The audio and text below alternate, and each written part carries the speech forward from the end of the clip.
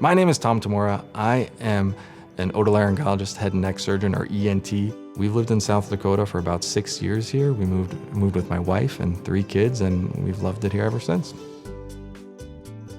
So sinuses are air-filled cavities that make up the majority of large portions of your face. Let's say your forehead, your cheeks, the areas between your eyes, and also a further set of sinuses that are further back in your nose there. Now, how they're connected to your ear is the most common space where children get ear infections is the middle ear space, which is a space behind your eardrum. Now that space is ventilated or aerated by a tube that goes to the back part of your nose called your eustachian tube. So there is a correlation between children having nasal infections or nasal congestion and middle ear infections.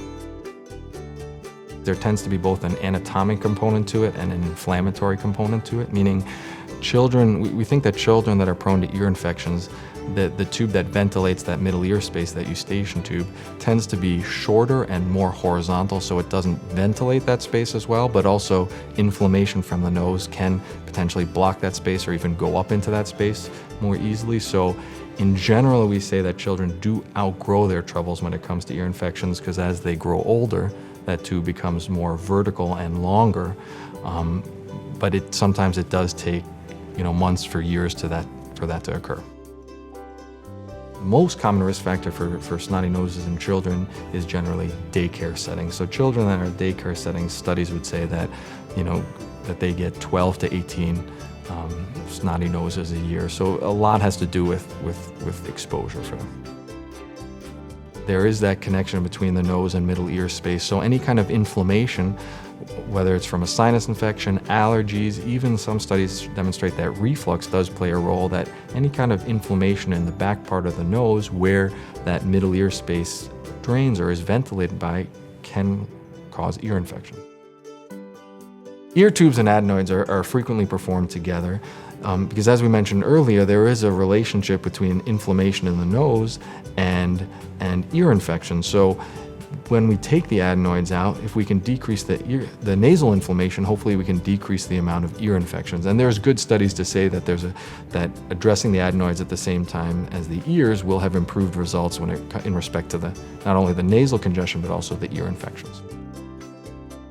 The most common things that why we treat ear infections or why we put tubes in are, one, very simply, patient discomfort or treating discomfort.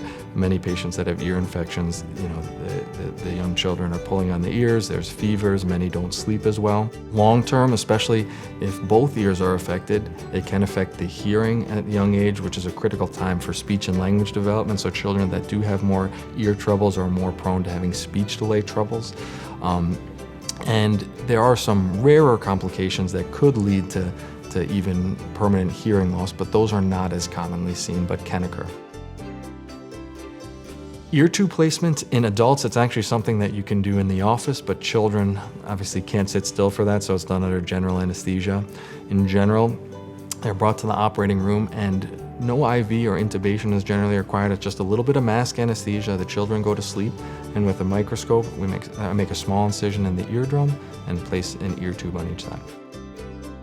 So the recovery from ear tubes is usually very quick. Children maybe stay in the hospital another half hour after their procedure, and in general, they may be a little bit more tired that first day, but they're usually back to normal the next day, unless there's a little bit of ear drainage. In general, 8 out of 10 children do outgrow their troubles in the time period that the tubes are in, which averages about 6 months to a year.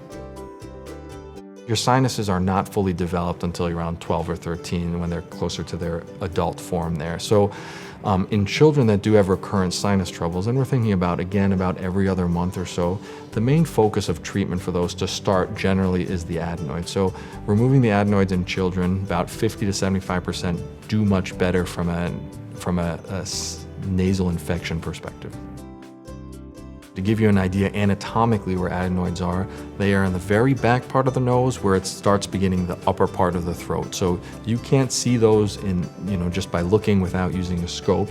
And the treatment generally is remove those under general anesthesia. So your child would meet the operating room team here, meet the anesthesia team, meet the nursing team, and they would go back to the operating room and they'd get a little mask anesthesia and they would go off to sleep. Once they're fully asleep and IV is placed and intubated, all the surgery is actually done through the mouth and the adenoids are removed in the back part of the nose, upper throat. Generally, if we're doing this for recurrent infections, about 50 to 75% of children do much better from it.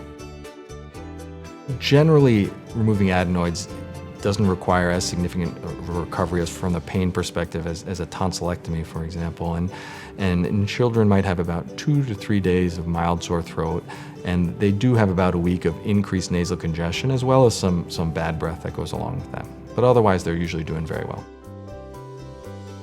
I think it provides excellent care in a local setting here, and I've had the privilege of doing a number of these pediatric cases here.